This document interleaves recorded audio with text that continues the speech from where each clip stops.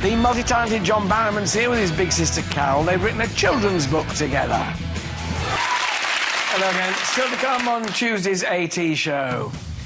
Entertainer and actor John Barrowman's here with his sister Carol. They'll be revealing how sibling rivalry turned to friendship.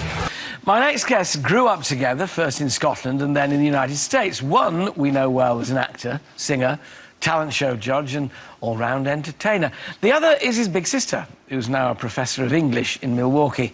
As young siblings, like most, they bickered and fought, but now they've used those childhood memories to write a children's book together. Ladies and gentlemen, John Barrowman and his big sister, Carol.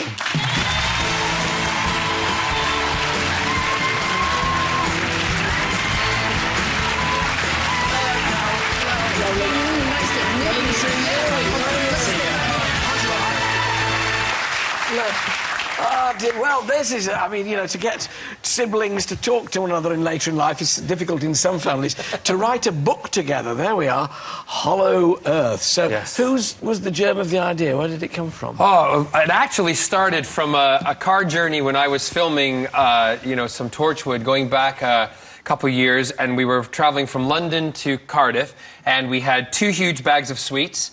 And we started eating the sweets, and by the traffic jam that ended on the M4, we were so high on sugar that we just we came out with the best. You know, so many stories. So many stories. But it started with basically us saying to each other, "What kind of superpower would you want if you could have a superpower?" And that's you know, and it stemmed all from that. The answer was what, Carl? Well, first I wanted to fly. That would be the superpower I'd want. But then we went from that and said, what if we wrote a book about kids whose imaginations were their superpower, who, when they drew and copied any art, the art would come alive, or they could move into paintings or bring things out from the paintings. And that's really how it started. By the time we it's got like to Dick Van Dyke in Mary Poppins. But that's great. That's great.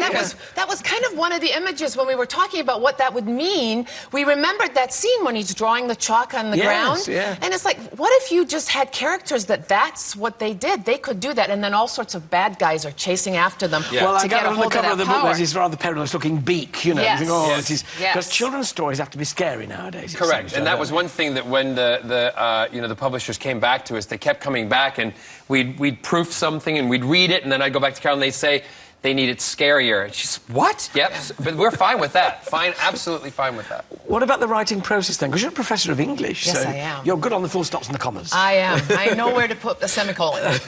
Yeah, but you should hear her grammar after she's had a glass of wine. Not quite so perfect. One person writing is difficult enough. How physically do you do it between the two of you? You obviously have brainstorming sessions. Then do you go away and set down? Yeah, we do. We brainstorm together. We plot together. We do the whole arc. We have planned this out as sort of 3 books, and we lay all that out. I'm usually here for a couple of months at a time. We get all that down, and then we record it on an MP3, and then he sends me home. And she goes back, and she physically then sits down and brings all of that imagination, all of that creativity, and she puts it into words on the page. Yeah. So, I mean, I'm not going to say I'm the one who sits and I take a pen and paper and you are the She's slave, the one who does it. Carol. I am. Slogging away. Exhausted. What's interesting, how old were you both? You moved to the States, you grew up in Scotland in the early years. You're 8 years old? She's 64 years older than I am. I love it when people say, oh, this book is about... I'm ignoring that. Do you hear that? It's about twins, isn't it? They say, it's about twins. Are you 2 twins? And I'll say, yes, we are. And they say, oh, I could tell you were twins. And you get so mad at them.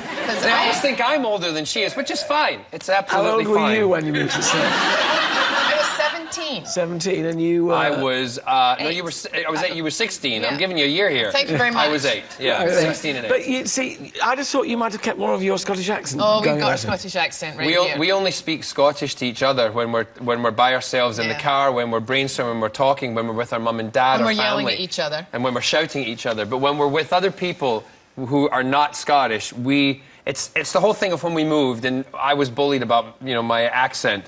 And it's a defense mechanism, and Carol does it when she teaches. She speaks American, but you can never change your natural tongue. When we talk to our mum and dad, it's the Scottish comes right back, because our parents talk as if they just got off the plane. It's like having two conversations. It is. It's a little... Try living with her. Oh, please. Oh, are you a different person when you're speaking with a Scottish accent? Do you feel a different person, don't you? I don't think think so. I mean, he looks like he thinks that I'm another person. Tell him what Claire and Turner, my niece and nephew, her kids, tell them what they say. They used to say when I would get angry with them, when they're in their 20s now, but when they were little, if I'd get angry with them, I always yelled at them in Scottish. Because I think if you're going to yell at somebody, yell at them in Scottish because it sounds worse. Gio, you're absolutely right. I'm terrified now. Do you want me to move over there? I know you don't. Well, good luck with this. More to come from Em and Matt, they're called. No, yes. Emily's your middle name. Emily is my middle name. It's also my grandmother's name, and she was a woman that really wanted to be a doctor, but was born in, the early part of the 20th century before her time. There's a lot of characters in there that are references to family members and people that we've come across and love. My gran... her sister Jeannie is the housekeeper. Auchenmarn, the island, is named after. It's set in Scotland. It's set in Scotland. And we've taken the island of Cumbria Island and we've changed all the locations. So it's the first of 3, and we're already starting on the second. And there's other things to come. We're so excited by it. It's doing so well, and we're so appreciative of it because it's it's just great. Yet another string to his bow. I mean, this is part of your purview, English, isn't it? I know. But he and I loved all the same stories too. And even when I was, even though I was a little older than him, I saved all my Enid Blyton books and I'd pass them down to him. Yeah, but what does your good younger brother do for you now? He actually, when I got here, I literally got off the plane at 7 in the morning. I walk into the house in London. I couldn't wait. And he comes rushing into the bedroom with this huge bag full of Enid Blyton first editions that he had. He's been going all over the When I'm on tour, bookstores. I went to every bookstore in the towns when I was on tour, old bookshops, and I would ask if they had any first editions, and I just kept buying them up. And a way to say thank you for all the hard work she did for doing the right. Isn't that nice? Isn't that nice? Isn't it wonderful to know that Carol, you're a professor of English in the States, and that your brother there has just recently got into Noddy. Hollow Earth is out now. John and Carol will be back later to reveal their own favourite children's books. We know a bit of it now. But for our gentlemen, John and Carol Barrowman, thank you very much. Thank you. Thank you. So to come on Tuesday's AT show, I'm joined by, quite simply, one of Britain's finest actresses, the award-winning Lindsay Duncan. Plus, my garden clinic's open for business, so fear not, your planting problems will be sorted out in just a mo. See you then.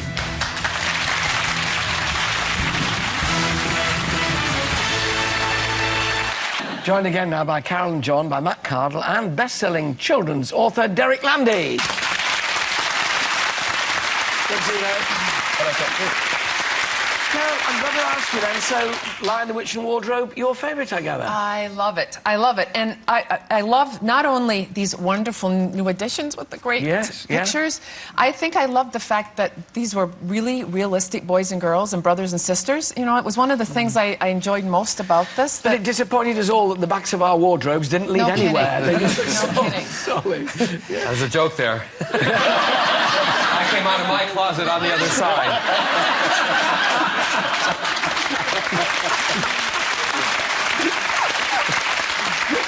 Oh dear, bless his heart. Well, John, how about you? Your favourite? My favourite is actually I have a couple of favourites, but the one that strikes in my memory was the first one that I ever bought with my own pocket money, and that was Charlie and the Great Glass Elevator. So this isn't Charlie and the Chocolate Factory, it's Charlie and the Great Glass Elevator. It's hard to say, isn't it? Is. Charlie and the Great Glass Elevator. It's the second, after the Charlie and the Chocolate Factory. And for me, I really don't remember why I bought it. I just covers are a lot, very visual. I like the cover. And when I started reading it, I loved the idea of the adventure. That was the big thing for me. And a lot of the books that I started to read, and also ones that Carol recommends to me, they're all about adventure. They're all about really good growth stories of a character that have, a really good beginning, middle, and an end. Derek, so you just mentioned a book there, a Ladybird book, Ginger's Adventures. It was about a beagle that went on an adventure, and it was a book that I had, whoever that email was from, I've been looking for that book for years. Well, there you are. It's out there. How weird is that? And when you've progressed from Noddy, you shall have it. Thank you!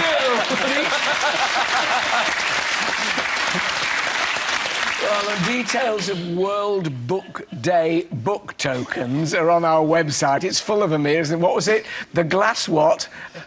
Charlie and the Great Glass Elevator. Easy for you to say. My thanks to Matt Cardle, John and Carol Barrowman, and to Derek Landy. Thank you very much.